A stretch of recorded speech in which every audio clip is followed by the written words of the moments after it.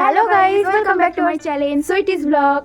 তো আমরা সকাল সকাল বেরিয়ে পড়েছি। আজকে কোথায় যাব, কি করব, সবটা তোমাদের সাথে শেয়ার করব। তো দেখো এখন পুরো পাক্কা 5:30 বাজে, আমরা এত সকাল সকাল বেরিয়ে পড়েছি। তো কোথায় যাচ্ছি তোমরা সঙ্গে থাকো আর পুরো ভিডিওটা দেখতে থাকো।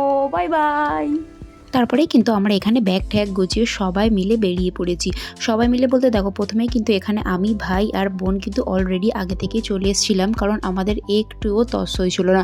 কারণ অনেক দিন পর আজ আমরা সবাই মিলে বেরোবো। তো সবাই মিলে আরও কে কে আছে সেটাও তোমাদের সাথে শেয়ার করব আমরা কে কে যাচ্ছি। তো প্রথমে বেরিয়েই কিন্তু আমাদের গেটের মুখে একটা বড় ঠাকুরের মন্দির আছে, যেখানে কিন্তু আমরা সবাই মিলে আগে নমস্কার করি, তবেই কিন্তু তারপরেই আমরা যে কোনো শুভ কাজে বেরোই। তারপরেই কিন্তু বোন আগে থেকেই এখানে গাড়িতে উঠে বসে গেছিল, আর আমাকে একেবারেই কিন্তু পাশে জায়গা দিচ্ছিল না, কারণ আমরা ওর এখানে একদম ঝামেলা বেঁধে গেছিল গাড়ির ধারের মানে জানালার সাইডে বসার জন্য।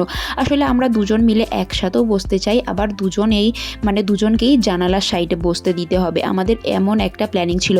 তো দেখো তারপরেই কিন্তু একসাথে তো আমি না বসে আমি কিন্তু অপোজিট সাইডে চলে গেছিলাম। তো তারপরেই কিন্তু এখানে তোমাদের সাথে শেয়ার করব আমাদের সাথে আরও কে কে ছিল। তো হ্যাঁ, তোমরা ঠিকই ধরেছো, আজকে কিন্তু আমরা ফুল ফ্যামিলি মানে আমার দিদির বাড়ির ফ্যামিলি আর আমরা তো সবাই মিলে আজকে যাব। তো প্রথমে ড্রাইভার তো বুঝতেই পারিনি, তোমরা এখানে খেয়াল করেছো যে অনেকটা আগিয়ে গিয়েছিল। তারপরে কিন্তু আমরা বলাতে ওরা দাঁড়িয়েছে এবং সবাই মিলে আমরা কিন্তু গাড়িতে এক এক করে উঠে পড়ছিলাম। আর এদিকে দেখো রাধিকাও কিন্তু ছিল, ও কিন্তু একদম ছুটে দৌড়ে এসেও সোজা কিন্তু আমার কোলে উঠে গেছিলো। আমার ভাই মানে ওর মামা ওকে বারবার ডাকছিল যে আমার কাছে আসো, আমার কাছে আসো। ও বলছিল যে না, আমি মাসির কাছেই বসবো। ও কিন্তু দেখো ওর মামার কাছে কিন্তু যায়নি, ও সোজা কিন্তু আমার কাছেই এসে বসে গেছিলো। আর ও দেখো এতটা এক্সাইটেড, ও আজকে ঘুম থেকে এত তাড়াতাড়ি উঠে গিয়েছিল না, মানে কোথাও যাওয়ার হলে ও এতটাও নিজেও এক্সাইটেড হয়ে যায়। আর ও নিজেও এটা বলেছে জানো, যে আজকে আমি সত্যি খুব এক্সাইটেড। আর তারপরেই কিন্তু বোন এখানে বারবার সবাইকে দেখাচ্ছিল যে দেখো আজকে আমরা পুরো একটা কত বড় গাড়ি মিলে আমরা শুধুই কিন্তু ফ্যামিলির লোক, কারণ আমাদের ফ্যামিলিটা সত্যি অনেকটাই বড়, যেখানে কিন্তু আমাদের বাবা মা দিদি দাদা জামাইবাবু সবাই থাকে। সবাই মিলে একসাথে যাওয়ার মজাটাই কিন্তু আলাদা, তাই না? তো তারপরেই দেখো এখানে কিন্তু চলে এসেছি আমরা হুগলি ব্রিজের ওপর দিয়ে। তো এখানেই কিছু আমি আমার রিলসের জন্য শ্যুট করে নিচ্ছিলাম। তোমরা যারা এখনও আমার ইনস্টাগ্রামে ফলো করোনি তারা কিন্তু জলদি যাও আর আমার ইনস্টাগ্রামে কিন্তু ফলো করো। আমার ইনস্টাগ্রাম নাম হলো সুইটি777। তো তোমরা জলদি যাও আর পেজটাকে কিন্তু ফলো করো। আর এখানে তারপরেই কিন্তু আমরা অনেকটা যেহেতু চলে এসেছি, প্রায় 1.5-2 ঘন্টার মতো আমরা কিন্তু লং ড্রাইভে আমরা এসছি। এতটা আসার পর সত্যি সবাই এতটা ক্লান্ত হয়ে গেছিলো, তার জন্য ভাবছিলাম যে একটু হাঁটাচলা করা দরকার।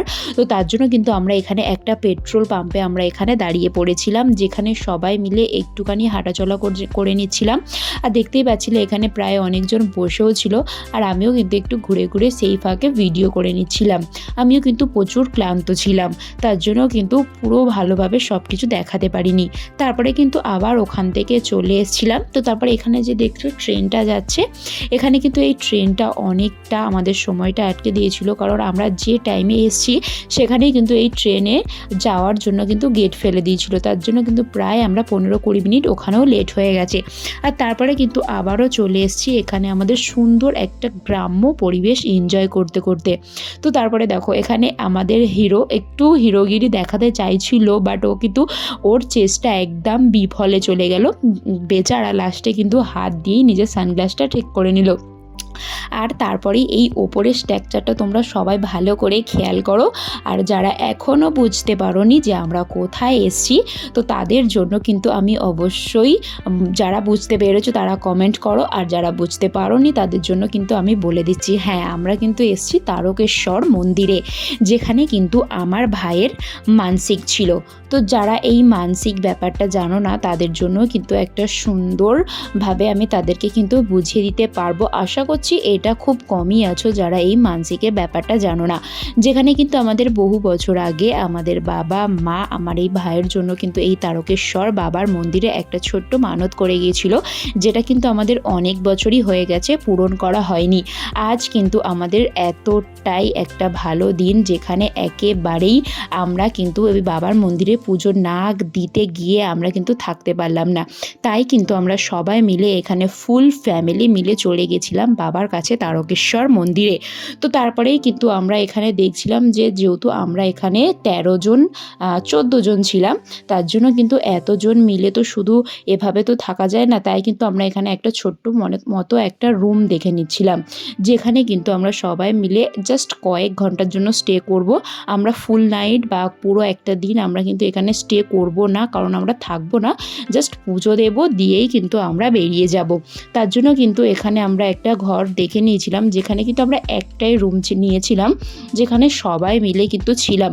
আমরা কিন্তু কোনো আলাদাভাবে রুম বা দুটো রুম কোনো রকমভাবে কিন্তু আমরা এক্সট্রা কোনো কিছুই করিনি, কারণ আমরা একটা দিনের জন্য সবাই মিলে এসেছি জাস্ট মজা করব বলে, আর সবাই মিলে একসাথেই কয়েক ঘন্টা কাটাবো বলে। তো দেখো আজকে কিন্তু ভিডিওটা আমি চাইলে পুরো ভিডিওটা তোমাদের সাথে শেয়ার করতে পারতাম, বাট আমি পুরো আজকে ভিডিওটা শেয়ার করলে ভিডিওটা অনেকটা লং হয়ে যেত, তাই কিন্তু আমি পুরো ভিডিওটা এখানে দেখাতে পারলাম না। আমি কিন্তু নেক্সট ভিডিওতে তোমাদের সাথে দেখাবো আমরা কিভাবে পুজো দিলাম, কিভাবে ভেতরে গেলাম, কতক্ষণ সময় লাগলো। তো চলো পরের ভিডিওটার জন্য তোমরা প্লিজ পেজটাকে ফলো করে নিও। চলো টাটা, বাই বাই।